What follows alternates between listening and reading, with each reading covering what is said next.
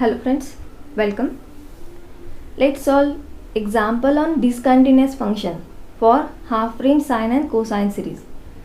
अब यहाँ पर जो एग्जाम्पल दिया है वो है find cosine series for this discontinuous function over the range 0 to 2. ये हो गई इसकी कंप्लीट रेंज. अगर हाफ रेंज सीरीज है तो ये जो कंप्लीट रेंज होती है इसे किसके साथ कंपेयर करना है हमें, 0 to L के साथ. तो L की वैल्यू क्या हो जाएगी, 2, राइट. तो अब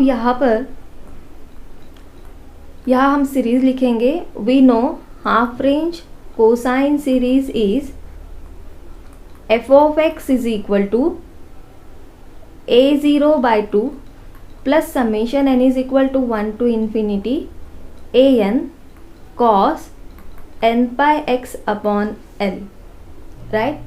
और अगर ये हाफ रेंज कोसाइन सीरीज हमें फाइंड करनी है तो अब हमें ये फोरियर कोएफिशिएंट्स फाइंड करने पड़ेंगे. तो a0 की वैल्यू क्या है, 2 upon l 0 to l f of x dx. पर अब यहाँ पर ये जो 0 to l की रेंज है वो कितने पार्ट में डिवाइड है, 2 पार्ट में, एक 0 to 1 और एक 1 to 2, और दोनों रेंज में अलग अलग फंक्शंस हैं. तो इसे हम कैसे लिख सकते हैं, 2 अपॉन, अब l की जो वैल्यू है वो क्या है, 2 है. सिर्फ अब जो इंटीग्रेशन है वो 2 पार्ट्स में डिवाइड होगा. तो पहला इंटीग्रेशन होगा 0 to 1 के लिए, जहाँ पर फंक्शन क्या है 1, राइट. और दूसरा इंटीग्रेशन होगा 1 to 2 के लिए, जहाँ पर फंक्शन क्या है x. That is only the difference to solve the examples on discontinuous function. जो इंटीग्रेशन होता है वो सिर्फ 2 पार्ट्स में डिवाइड होगा, जो आपकी दी हुई 2 रेंज है, राइट. और जो रिस्पेक्टिव रेंज में जो गिवन रेंज है उसमें जो रिस्पेक्टिव फंक्शन कंटिन्यूस है उसी का हमें वहाँ पर इंटीग्रेशन लेना होता है. तो अब यहाँ पर a0 की वैल्यू क्या हो जाएगी, 2 to गेट कैंसिल.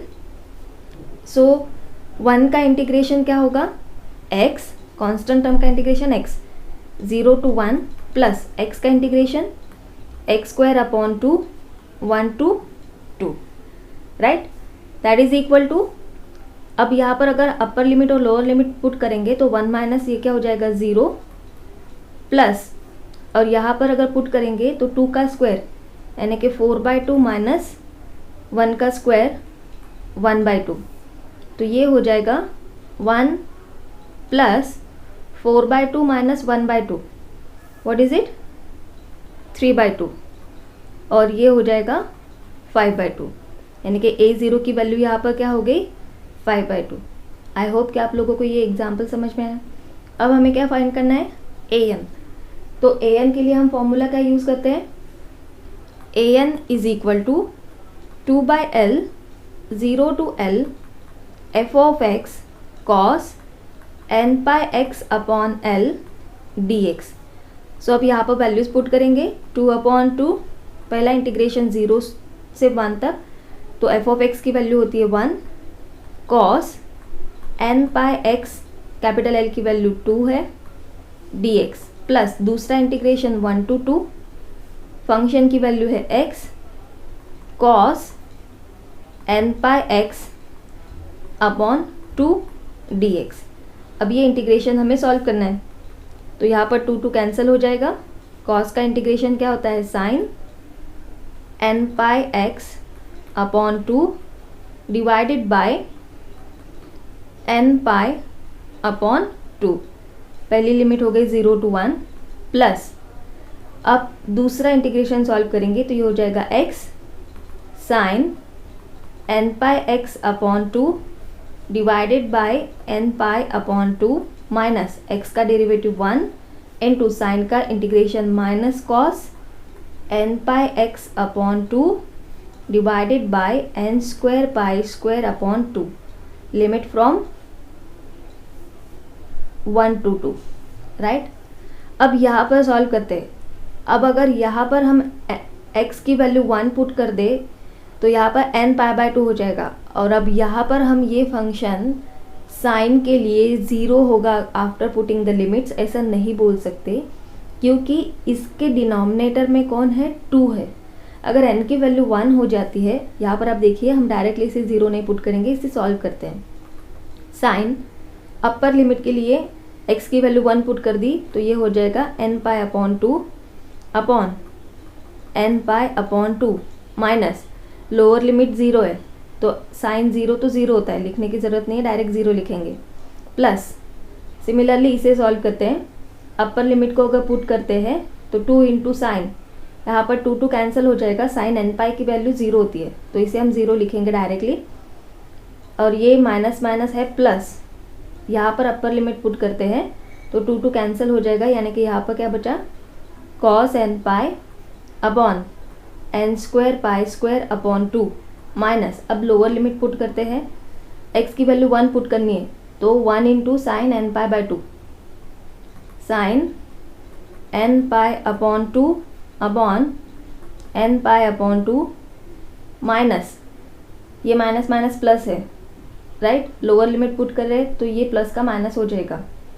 अब साइन यहाँ पर x की वैल्यू हमें 1 पुट करनी है तो ये हो जाएगा cos n pi upon 2 upon n square pi square upon 2, right, that is equal to, अब अगर हम यहाँ पर देखें n की वैल्यू अगर 1 है तो साइन पाई बाई 2 होगा, साइन पाई बाई 2 की वैल्यू 1 होती है। अगर n की वैल्यू 2 है तो 2 कैंसिल हो जाएगा, साइन पाई की वैल्यू 0 होती है। पर अगर n की वैल्यू 3 है तो साइन 3 पाई बाई 2 एग्जिस्ट होता है, साइन 5 पाई बाई 2 एग्जिस्ट होता है। n इंटीजर है, उसकी वैल्यूज़ क्या है 0 1 2 3 4, राइट, तो यहाँ पर जब ऑड n होगा तो ये टर्म की वैल्यू एग्जिस्ट होगी, पर अगर इवन n है तो ये टर्म की वैल्यू 0 होगी, यानी कि अब हम इसे डायरेक्टली 0 नहीं बोल सकते क्योंकि जब जब n ऑड है ये वैल्यू एग्जिस्ट हो रही है, तो इसे हम ऐसे ही रखेंगे, इसे हम कैंसिल नहीं कर सकते, राइट। पर ये कैंसिल हो रही है क्योंकि ये सेम टर्म यहाँ पर प्रेजेंट है और जिसकी साइन निगेटिव है, तो ये पॉजिटिव है और ये निगेटिव है, इसलिए ये टर्म क्या हो जाएगी कैंसिल। अब इसके बारे में देखते हैं, n पाई कॉस n पाई की वैल्यू हमेशा हम लोगों को पता है क्या होती है -1/n, और ये जो डिनोमिनेटर की टर्म है ये कहा जाएगी न्यूमरेटर में upon n square pi square minus, अब सेम थिंग यहाँ पर है, कॉस n पाई बाई 2 है, राइट, अगर n की वैल्यू ऑड है तो cos pi by 2 0, cos 3 pi by 2 0, cos 5 pi by 2 0 हो जाएगा। पर अगर n की वैल्यू इवन है तो ये कॉस पाई की वैल्यू एग्जिस्ट होगी, तो इसीलिए हम इसे भी डायरेक्टली 0 नहीं बोल सकते, तो इसे हमें एज इट इज़ पुट करना है, तो इसे लिखेंगे हम 2 upon n square pi square cos n pi by 2, right, तो ये हो गई आपकी an की वैल्यू। अब इसे हमें ज़्यादा सिंप्लीफाई करने की ज़रूरत नहीं है, एज इट इज़ हम ये वैल्यू ये सीरीज़ में यहाँ पर पुट कर देंगे तो हमें हमारी required half range cosine series मिल जाएंगी, राइट। तो आपको क्या करना है, अब यहाँ पर जो a0 की वैल्यू है वो यहाँ पुट करनी है और जो an की वैल्यू है वो यहाँ पुट करनी है, राइट। आई होप कि आप लोगों को एग्जाम्पल समझ में आया, और आपको कोई डाउट है तो आप कमेंट में लिखकर भेज सकते हैं। Don't forget to subscribe the channel to get a notification for next video.